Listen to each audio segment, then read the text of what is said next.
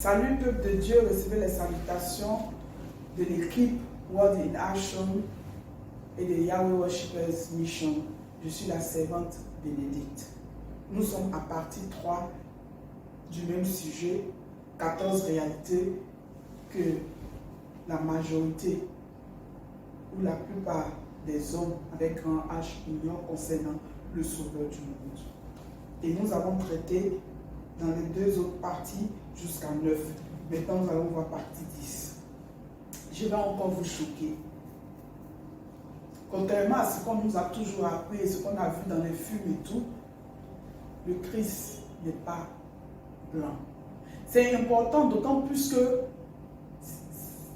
c'est une vérité.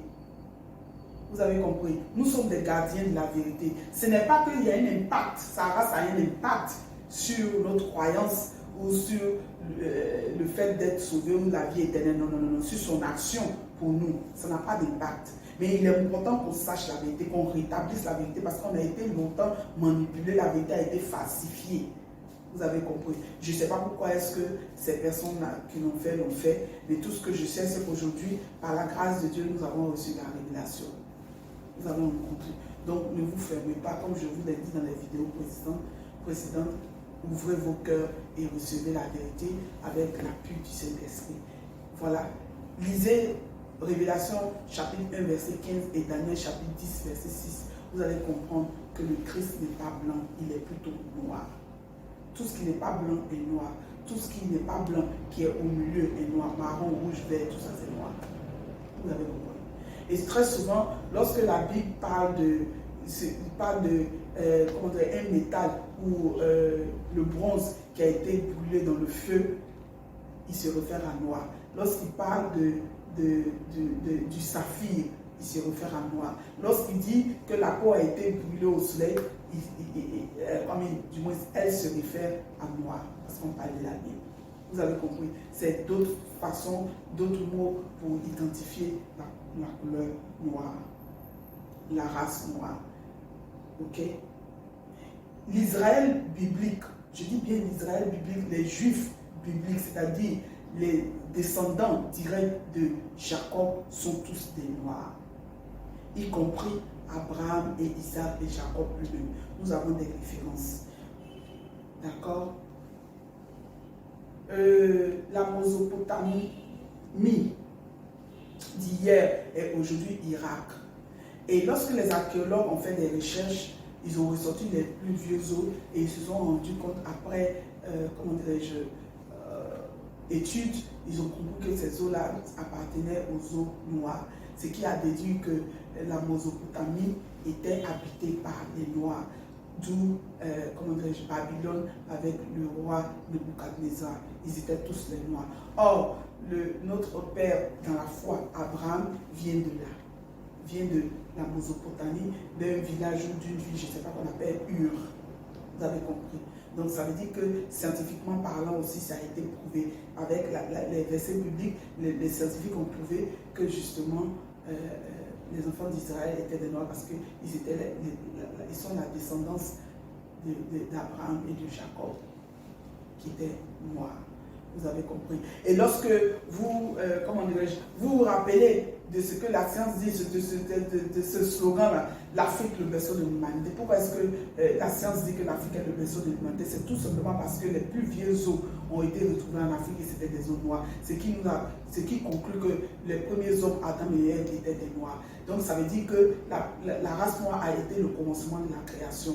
Pourquoi est-ce qu'on parle de blanc maintenant? La mélanine qui se trouve dans la peau, qui rend la peau noire, n'est plus chez les blancs. Ça a été perdu. Pourquoi? À force d'aller vers une migration, les migrations vers l'Occident, dans le froid, a changé leur teint de génération en génération, d'où la couleur blanche, c'est tout. Autrement, demandez aux scientifiques, ils vont vous dire, les organes sont pareils, le sang, les hémoglobules, les hormones sont pareils, il n'y a pas de changement, c'est juste la couleur. Pourquoi? Parce qu'elle a été transformée sous le froid, pendant que nous, en Afrique, nous sommes dans le soleil. Okay? Et l'Afrique tout entière était le continent noir à l'époque, au temps de l'Égypte biblique. il n'y avait pas de blancs. Les blancs sont venus seulement à partir de 600 ans après le Christ. D'accord? Avec les Arabes et tout. À partir de 600 ans après le Christ. Sinon, avant, c'était tous des noirs. Donc, lorsque le livre d'Exode, chapitre 2, versets 17 à 19, traite Moïse d'Égyptien, c'est parce qu'il était très noir. Très noir. La même chose avec Paul dans Actes des Apôtres, chapitre 21, versets 37 à 38, où le soldat romain l'a traité d'Égyptien parce qu'il était très noir. Nous avons aussi Lamentation, chapitre 4, versets 7 à 8, qui prouve que les enfants d'Israël étaient des noirs. 1 Timothée, chapitre 2, verset 9, où l'apôtre Paul parlait de tresses. Vous êtes d'accord avec moi que les tresses sont seulement dans la culture noire, chez les noirs, parce qu'on ne peut pas... Les noirs ont des cheveux très crépus, pendant que les blancs ont les cheveux lisses et mous. Donc on ne peut pas se payer, comme on ne peut pas se payer, on pouvait se tresser. C'est pour ça que l'apôtre Paul dit de ne pas trop passer de temps dans les tresses en ignorant la parole. Vous avez compris. Et nous avons également les enfants d'Israël bibliques ont été confondus, les juifs bibliques ont été confondus aux Égyptiens parce que lorsqu'ils allaient enterrer leur père Jacob dans Genèse chapitre 50, verset 10 à 11, les autres, les Cananéens, les ont vus, ils étaient très noirs et ils disent voilà des Égyptiens.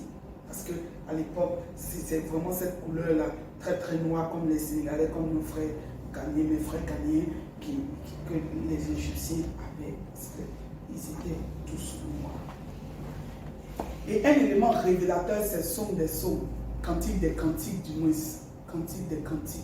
J'ai dit Psaume des Psaumes en anglais, Cantique des Cantiques. Le livre du roi Salomon. J'aime tellement ce truc-là parce que ce passage-là, parce que ça prouve que les enfants d'Israël étaient des noirs. Les enfants d'Israël bibliques, il faut savoir faire la différence, étaient des noirs. D'accord? Il dit dans Cantique des Cantiques, chapitre 1, verset 56, je suis noir même peau. Peut-être parce que les noirs à l'époque, on avait des grands traits, gros nez, grosses bouches, etc., qui ne nous rendaient pas très très beau de l'extérieur mais pas de cœur. C'est pour ça qu'il a fait cette position, je suis noir mais beau. Donc si le roi Salomon était noir, ça veut dire que David son père était noir. Et si David son père était noir, ça veut dire que leurs aïeux, Abraham, Isaac et Jacob étaient des noirs. Parce qu'ils ne peuvent pas être blancs. Vous avez compris. Vous avez plusieurs versets comme ça qui prouvent que les enfants d'Israël étaient des noirs. D'accord? Passons maintenant à la réalité numéro 11. La mission de Isaac sur terre l'a promu à la plus haute instance. C'est-à-dire qu'il est devenu la deuxième personnalité de tout l'univers après Père. Pourquoi? Parce qu'il s'est sacrifié, il est venu volontairement, il a souffert, il s'est fait pécher, lui qui était saint pour nous. Ce que dit l'apôtre Paul dans Philippiens, chapitre 2, verset 6 à 11. Nous avons également Hébreux, chapitre 1, verset 3 à 4. Nous avons aussi Révélation, chapitre 5, verset 9 à 14. Chapitre 19, verset 11 à 16. Et puis Daniel, chapitre 7, verset 13. Pourquoi est-ce que je vais insister sur ça? Parce que cette prophétie de Daniel-là a pris effet en l'an 1844.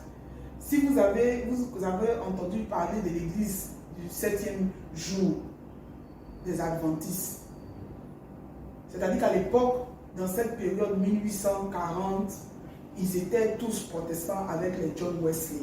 Et après, ils ont reçu cette révélation qu'il y aurait eu un événement, qu'un événement allait arriver en 1844. Ils n'avaient pas tort. Mais les gens les ont pris pour des menteurs et tout. La seule erreur, l'incompréhension, ce n'est pas une erreur, ça a été une incompréhension, c'est où l'événement devait prendre place, devait prendre effet. Ce n'était pas sur la terre, mais dans les cieux. Et ils ont pensé que c'était sur la terre, c'est pour ça qu'ils ont dit qu'en 1844, faites vos recherches, vous allez voir, allez sur l'internet, Google, demandez qu'est-ce qui s'est passé en 1844. On va vous dire qu'on a parlé de la fin du monde. Non, ce n'était pas de la fin de ce monde-là, mais c'était plutôt un événement majeur qui avait pris place dans les cieux où Isaïe a été fait roi des rois, seigneur des seigneurs. D'accord? Vous avez réalité numéro 12. Il est bibliquement injuste de parler de Isaïe dans le passé Parce que j'entends, oui, il est mort, il a été ressuscité, c'est bon. Mais j'entends par exemple, il est venu sur la terre, c'est bon. Mais j'entends par exemple, quand il vivait, il vit toujours. Les gens parlent de Isaïe dans le passé. Ne parlons pas de lui dans le passé parce qu'il est toujours vivant. Rappelez-vous de Matthieu 28, verset 20. Il est toujours vivant, il n'a jamais cessé d'exister. C'est pour ça que la Bible parle de lui au présent et que lorsqu'on parle de la Bible, on parle des Écritures toujours au présent parce que les Écritures sont vivantes, comme le Père qui est vivant. Il est assis, Isaïe est assis à la droite de son Père et il est roi des rois et seigneur des seigneurs, il règne dans les cieux. Vous avez compris, donc c'est pas juste de parler de lui dans le passé. Réalité numéro 13. Quand bien même il vit aujourd'hui au ciel dans sa nature humaine en tant que Isaïe, Christ, il a toujours gardé sa puissance angélique, sa puissance d'archange, Michael. Donc on parle de deux personnalités dans une personne. Il a toujours gardé ça et il agit toujours justement comme l'archange Michel. Actes chapitre 1 verset 11, Révélation chapitre 1 verset 12 à 13 et Révélation chapitre 5 verset 5. Et pour finir, réalité numéro 14, pour finir avec ce sujet, c'est que actuellement il est le seul humain qui vit au ciel dans le royaume de Père, assis à sa droite. C'est pour ça que Étienne l'a vu, il a parlé de ça dans l'acte des apôtres. Il a vu, il dit voilà le ciel qui était ouvert et il voit Isaïe assis à la droite du Père. Et on l'a fait quoi? Ils l'ont lapidé jusqu'à la mort parce qu'ils ne pouvaient pas comprendre en ce moment-là. Ils ne pouvaient pas comprendre. Vous avez compris? Donc il n'y a aucun nommé. Souvent on dit quand on a perdu nos parents, on perd nos parents, on dit ils sont au ciel. Ils ne sont nulle part. Ils sont sous la terre. De Adam et Ève jusqu'en passant par Abraham, à Jacob, tout ça. Tout le monde est sur cette terre. Ils sont sous cette terre. Nous tous on ira là-bas jusqu'à l'avènement, au retour, au grand retour du Christ Isaïe qui viendra et il dit que ceux qui sont dans les tombes entendront sa voix. Ok? Entendront sa voix et sortiront des tombeaux. D'accord? Sortiront des tombeaux.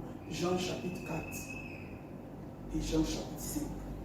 Nous avons également Jean chapitre 3 verset 13 et 1 Jean chapitre 4 verset 12, Daniel chapitre 8 verset 15, Révélation chapitre 1 verset 10 à 13, 14 verset 14 et également Actes des apôtres comme je l'ai dit tantôt, chapitre 1 verset 11 et puis Jean chapitre 14 verset 13 à 14.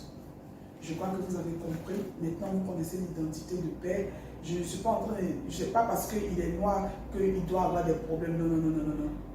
Rappelez-vous qu'il est venu pour tout le monde entier. La Bible dit dans Jean, chapitre 3, verset 16, que Dieu a tant aimé le monde qu'il a donné son Fils unique. Il n'a pas dit qu'il a donné son Fils unique pour les blancs, ou pour les noirs, pour les pauvres, ou pour les riches, pour les handicapés, ou pour les bien portants. Non, non, non, non, non. Il dit à tout le monde entier. Sinon, ça veut dire que celui qui n'est même pas chrétien, Christ est mort pour lui jusqu'à ce qu'il se ressaisisse et qu'il comprenne. Parce que comprenez que ce n'est pas seuls les chrétiens qui iront au paradis, hein, parce qu'il y a des chrétiens qui vont se retrouver dans l'enfer. Si je n'écoute pas la parole, si je fais semblant d'être chrétien et qu'en réalité je vis dans le péché, je n'irai pas au paradis. Et celui qui était autrefois, pendant que je tapais ma poitrine pour dire que je suis chrétien, qui était dans le péché, s'est repenti, lui il ira au paradis. Donc arrêtez de vous croire supérieur aux autres. Il y a des églises qui refusent de recevoir les pécheurs, les homosexuels et tout ça, soit disant qu'ils sont pécheurs. Mais qui es-tu? Tu veux me dire que tu n'as jamais péché, mon frère, pasteur, ma soeur, pasteur? Non, nous sommes tous dans le même panier et nous essayons, par la grâce de Dieu, d'avancer. Donc, de la même façon, Père a été patient avec toi et moi, nous devons être patients avec les autres. Que Dieu vous bénisse. Et il règne, Isaïe règne toujours en nous. C'est pour ça que Satan n'a pas de pouvoir sur nous. Quand même il soit le chef de ce monde, il n'a aucun pouvoir. Le seul moment où il a un pouvoir, c'est lorsque nous péchons. Que Dieu vous bénisse, qu'il vous augmente au centuple, qu'il vous accorde les exigences de vos cœurs, qu'il exauce vos prières au nom puissant de Isaïe. N'oubliez pas de liker, de partager et de commenter nos vidéos et de nous envoyer des emails concernant vos sujets d'inquiétude, etc. et vos questions. Shalom. Shalom.